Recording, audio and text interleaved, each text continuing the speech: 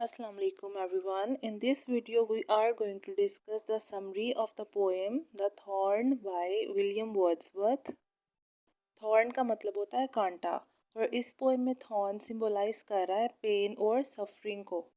इस पोएम का जो नरेटर है वो विलियम वर्ड्सवर्थ खुद नहीं है, एक सेलर या एक रिटायर्ड सी कैप्टन इस पोएम को नरेट कर रहा है।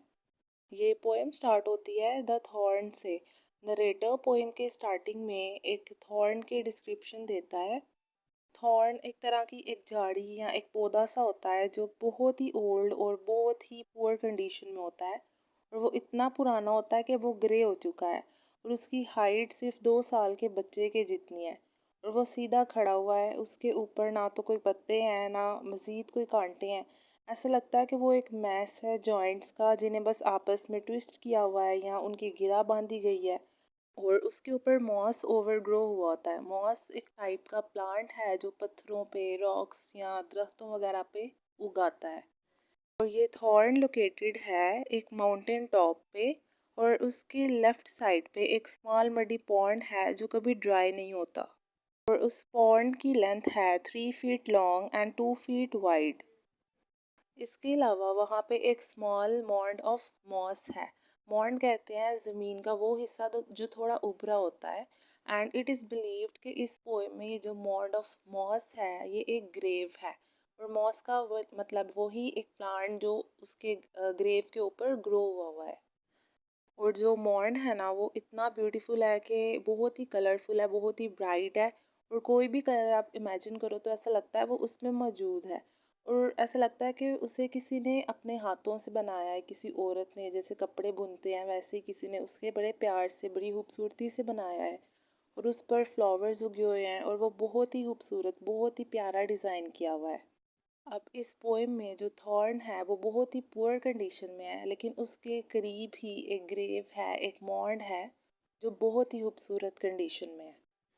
अब नरेटर एक औरत की बात करता है। एक औरत है उसका नाम है मर्था रे। अब वो उस थॉर्न पे जहाँ पे वो ग्रेव भी है, वो पॉन्ड भी है, थॉर्न भी है, वहाँ पे आती है और पॉन्ड और ग्रेव के दरमियान बैठ जाती है। और वो औरत बहुत ही दुखी है, वो हर वक्त रोती रहती है और हर रोज़ वहाँ पे आती है और कहती है ओ मिस्री ओ मिस्री ओ वो इज़ माई ओ मिस्री। वो औरत दिन हो रात हो हर वक्त हर मौसम में वहाँ जाती है, चाहे तेज़ बारिश हो, तेज़ हवा हो, तूफ़ान हो या इवन बर्फ़ पड़ रही हो, चाहे दिन की रोशनी हो या चाहे फ्रीजिंग एयर चल रही हो, वो हर वक्त वहाँ जाती है और सिर्फ रोती रहती है। पर जब वो औरत वहाँ होती है तो कोई भी वहाँ जाने की हिम्मत नहीं करता है। पर क्या वजह है कि वो औरत इस तरह करती है। अब 20 साल गुजर चुके हैं, वो 20 साल से मुसलसल वहाँ आती है और सिर्फ रोती है और साथ में कहती है ओ मिस्री ओ वो इज़ माई ओ मिस्री। 20 साल पहले क्या हुआ था? 20 साल पहले वो बहुत खुश थी, उसका एक बिलवड था स्टीफन हिल, वो एक साथ बहुत खुश थे। अब वो अपनी वेडिंग डेट भी फिक्स कर लेते हैं और जिस दिन उनकी शादी होती है उसी सुबह जो स्टीफन हिल है वो उसे चीट करता है, उसे धोखा देता है। उसके बाद से वो औरत पागल हो जाती है और रोज़ उस माउंटेन टॉप पे जाके रोया करती है। तो जब उसका बिलवड उसको धोखा देता है तो 6 महीने बाद सबको पता चल जाता है कि शी इज़ एक्सपेक्टिंग। पर उसकी हालत बहुत बुरी होती है और उसके बाद किसी को भी इस बात का नहीं पता कि उसके बेबी के साथ क्या हुआ, वो ज़िंदा है या वो मर चुका है या वो कब पैदा हुआ।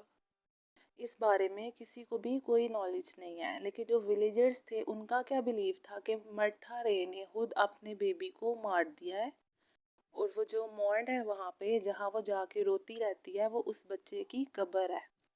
और वहाँ के लोगों ने ये बातें मशहूर कर दी कि अगर आप उस जगह पे जाते हो माउंटेन टॉप पे, वहाँ जो पॉन्ड है अगर आप उसमें देखते हो तो आपको एक इन्फेंट बच्चे का शैडो नज़र आता है या उस ग्रेव से रोने की आवाज़ आती है किसी बच्चे की। इस किस्म की बातें वहाँ पे मशहूर थी। तो वहाँ के लोगों ने सोचा कि इस बच्चे को इंसाफ मिलना चाहिए क्योंकि इसकी अपनी माँ ने उसको कत्ल कर दिया है। तो उन्होंने क्या किया, सबूत के तौर पे वहाँ माउंटेन हिल पे गए उसकी कब्र खोदने के लिए बच्चे की, ताकि उसकी जो रिमेनिंग्स हैं या जो बोन्स हैं वो देख सके। तो जब वो उसकी कब्र खोदने लगे तो माउंटेन एकदम से अपने आप शेक करना शुरू हो गया और जो कब्र के ऊपर घास थी वो खुद ब खुद मूव करना शुरू हो गई। तो वो सब डर गए और वापस आ गए। लेकिन स्टिल उनका यही बिलीव था कि मर्था रे ने अपने बच्चे को मार के उस कब्र में दफनाया हुआ है।